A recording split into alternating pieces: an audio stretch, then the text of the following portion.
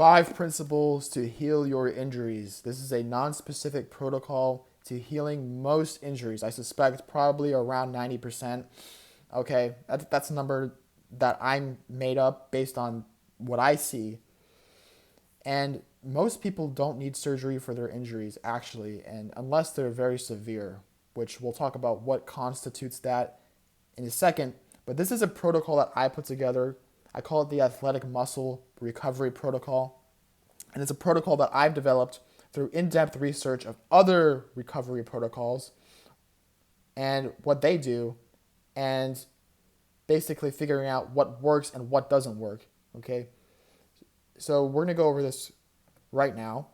And the definition of recovery, according to Google, is a return to a normal state of health, mind, or strength. So keeping this definition in mind, we're going to go over the most popular or the status quo method of healing injuries, which is rest, ice, compression, elevation.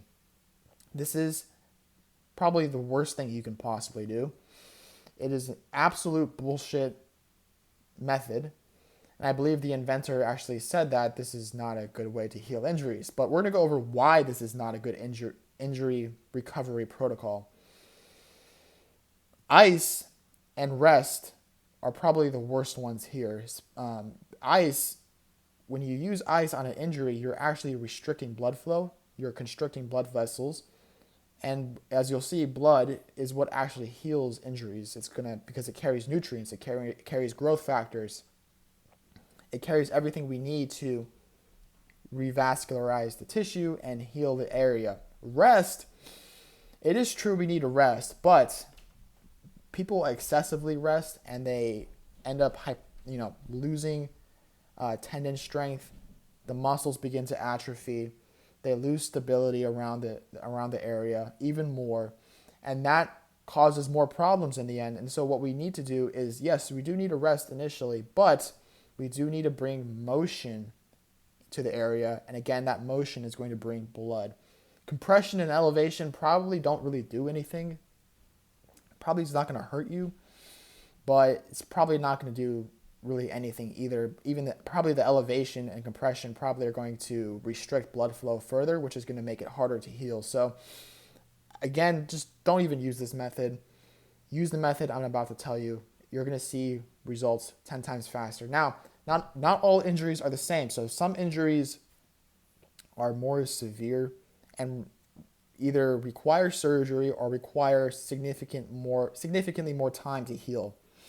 So for example, if you broke a bone, you're going to need surgery, all right? There's no amount of blood flow that's going to heal that properly. I mean, eventually it will heal, but it won't heal properly. So, but if you have you pulled a muscle, if you have a partial tear, right, that's going to be much easier to recover from than a broken bone, right? So let's go over this. Principle number 1, all right?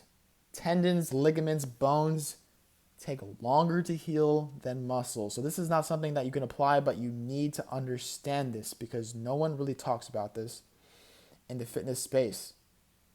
Tendons do not receive as much blood supply as compared to muscles, all right? This is why any injuries involving connective tissue require more time to heal. And the question really is going to be, how can we heal them faster than what the body can do naturally? And that's what the purpose of exercise is going to be. Now, that being said, tendons can strengthen. They can get stronger.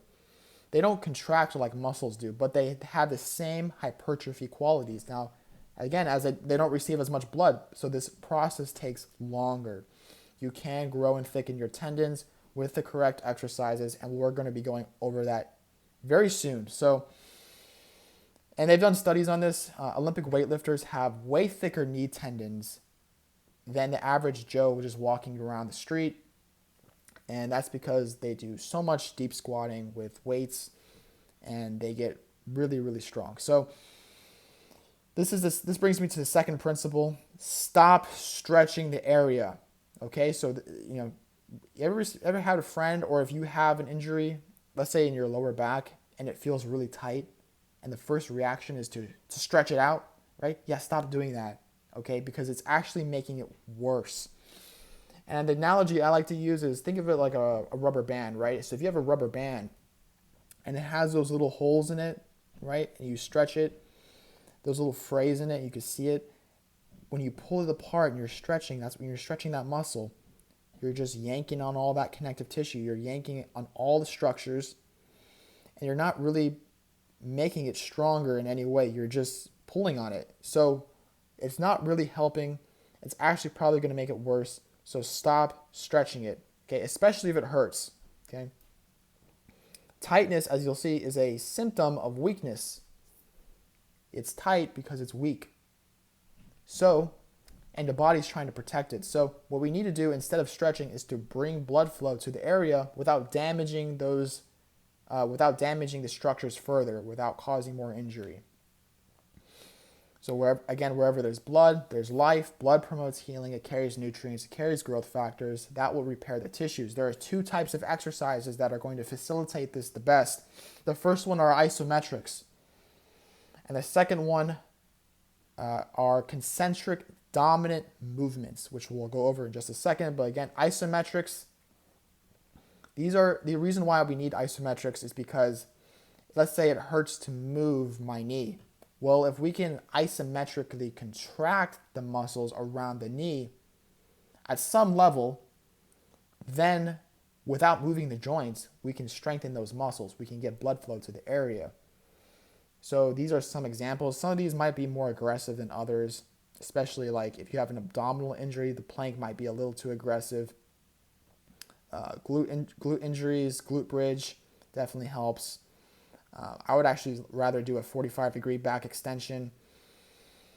And wall sits, depending on the type of injury, can be useful, although I'd probably sub this out for a different type of exercise. But you get the point. Isometrics are useful because you don't have to move the area, okay? And again, here's a sled. This is a concentric dominant movement, and I'll explain why in just a minute. So these are other examples of blood flow exercises. We have banded knee extensions, banded hamstring curls. This is a spider curl, and this is a banded face pull. So all these exercises have one thing in common. That one thing in common is there is no resistance or tension when the muscle is lengthening, which is the most dangerous part of the exercise. So there's no eccentric. There is only, so think of it like this. You move the weight does not move you. Okay, so that's really, really important because if there's basically no risk in the exercise, right? So how much risk is there doing a banded knee extension? Like virtually zero, right? So when you do these types of exercises, you're rehabilitating the muscle. The brain is firing the muscle hard. So that strengthens the muscle. And because of that, you get a massive pump to the area. So these are the type of exercises you're going to be doing for high reps. So like 50 reps, 100 reps, right? Or set a timer for 2 to 5 minutes and just pump it out, right? You can do these daily. These are the exercises you need to be doing daily if you have an injury. Let's say if I have a knee injury, banded knee extensions, banded hamstring curls, bicep injury. I probably wouldn't do the spider curl with a barbell. I would probably use a resistance band, right? You can just, hook it up onto something, around eye level and then just pump that out. And banded face pulls, again, a fantastic shoulder rehab exercise because as I stretch my arms out, there's no tension. It's only when I contract backwards, that's when I feel the tension. So these are going to be the safest exercises to do initially. And I like to illustrate this further. What's more dangerous? A 1,000-pound squat or a 1,000-pound sled push? Pretty easy to say that a 1,000-pound squat is far more dangerous because if I get under that bar, I'm probably going to die. Okay, a 1,000-pound sled push, I just load it up, and if I can't move that weight, then nothing's going to happen. I don't get crushed, right? So that's why eccentrics are so dangerous relatively to concentric dominant movements. Not that they are dangerous, it's just relatively to the other type of movement. They are more damaging. So we need to focus on concentrics. All right, principle number 3. I know I said I was dogging on rest, but we do need to rest. This is probably the most simple one, but a lot of people who do get injured just tend to overdo things in the first place. Your central nervous system needs to recover from fatigue and overuse injuries, fatigue, central nervous system fatigue.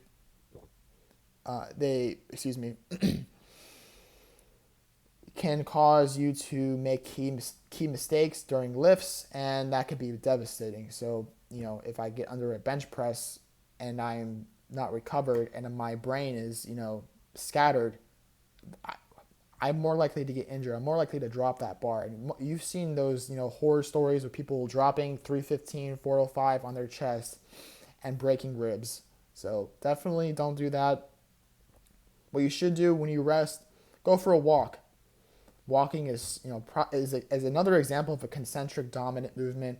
Walking is fantastic for healing and just staying active, improving cardiovascular health. Get good sleep. Sleep is a performance-enhancing drug, as I like to say. Make sure you're getting 8 to 9 hours of good sleep, and preferably with around 3 hours of REM sleep. Make sure to eat collagen-rich foods. This is pretty important. Eat things like bone broth, ground beef, because they contain collagen. And collagen heals connective tissue. If you are deficient in collagen, not only are you going to look older, but your body will feel older biologically. Okay, so make sure you're eating good quality collagen. Eat quality carbohydrates to boost your hormones, and also to improve the health of your muscles, to restore glycogen. And not lastly, but principle number 4, slowly reintroduce eccentric exercises. So as you get better at the concentric dominance exercises and the isometrics, there's going to come a point in where the muscle is going to start to feel a lot better. Okay? So this is the point at which you can start to gradually work long range, which is the type of exercise that's going to make your tendons thicker and stronger and improve your muscle length, so your mobility, your flexibility. The problem with doing, now, you might be asking, why not just do concentrics and isometrics until I'm 100% again? The reason why is because concentrics and isometrics are only used initially. They will not prevent re-injury. In fact, if you actually only use them forever, you will shorten the muscle chronically, and that will make it more likely to, have tight muscles. And when you do encounter eccentric length in real life, you can tear something. So it's not that we don't want to do those exercises. We just need to slowly improve the human body's ability to handle forces, right? So just think of it like that. And so long range is the next step. Now, long range exercises basically are the opposites type of movements of concentric dominance. And again, we need to work these movements because humans are not meant to be muscle dominant, right? Concentric type movements don't work the connective tissue. That's why they're so good for healing. But humans aren't meant to only have muscle. We're supposed to have tendon strength and connective tissue strength. That doesn't mean we can't have big muscles. It just means the way we build those muscles fundamentally needs to be tendon dominant. So we need to be working these movements at some point. So these are the movements that scare the shit out of people. These are the movements that put maximum stretch. It feels like kind of like a ripping sensation at the muscles, a tearing sensation. Any movement that loads the bottom quarter. So for example, the Jefferson curl, the sissy squats right here. You have the split squats, the deep dips. All of these movements have one thing in common, is that they look scary to the untrained individual because they lack tendon strength. Okay, so these are the type of movements that are going to prevent re-injury, but we have to gradually load them. So we have to get stronger progressively. So for example, if I looked at the sissy squat, right? That if I did that exercise really, really fast with a lot of weight, and I, was holding that bottom position, there was a lot of time under tension. I had a knee injury, I'd probably snap my shit. Okay, but if I use a band, and let's say I used an extra surface here, I know it's not present in the image, but let's say I use something to cut the range of motion short, well, then I can get into that position a lot easier and work those muscles in a lengthened position and those tendons without having to, risk injury. So this is what I'm talking about. You need to find a good entrance point to reintroduce eccentric length. And so you can apply this principle to any part of the body, although you might have to get creative with some parts of the body. So without these exercises, you will never return to 100% strength. This is where the magic happens for preventing re-injury. But you have to be careful. You have to get, what I recommend doing first is doing concentric first, dominance, to pump the muscle, and then introduce eccentric. Okay, so pump the muscle first, and then do your long range exercises. The pump is going to desensitize you to the pain or the tearing sensation that the long range will introduce. Now, I'm not saying pain like joint pain. I'm talking about like muscular, like fatigue, working out. Okay, so that's the strategy I recommend. Pump the muscle, then work the long range. All right, so this is the last principle, principle number 5. Let's say you're unable to work the injured area directly. In that case, and also even if you are, it's just a generally good idea to work the structures above and below the injured area. So it depends on the area of the body, but working the structures around the injured area is going to improve the health of the injured area indirectly. So, for example, let's say I have a knee injury. I can't do any isometrics. I can't do any concentric movements.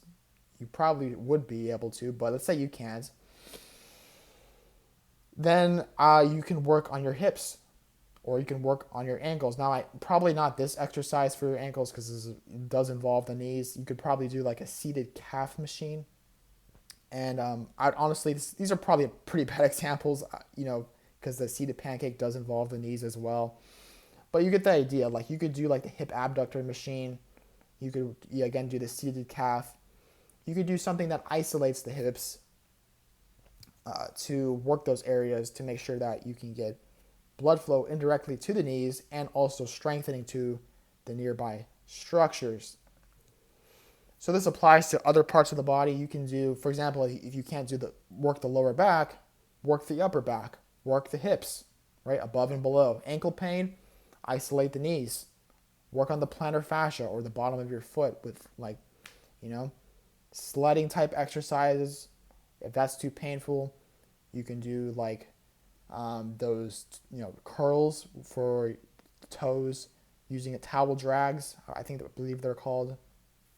If you have elbow pain, you can do isolate the shoulders above and also work the grip, right? Use something like a hand expander or a grip trainer. Those are just some examples, but you can apply this to the rest of the body. And really, that's going to be the key. So the point is, if you exercise nearby structures, you indirectly improve the stability, the integrity of the injured area, and you drive blood flow through the area without directly affecting the muscles in that area. And by getting movement in, you're also indirectly healing that area.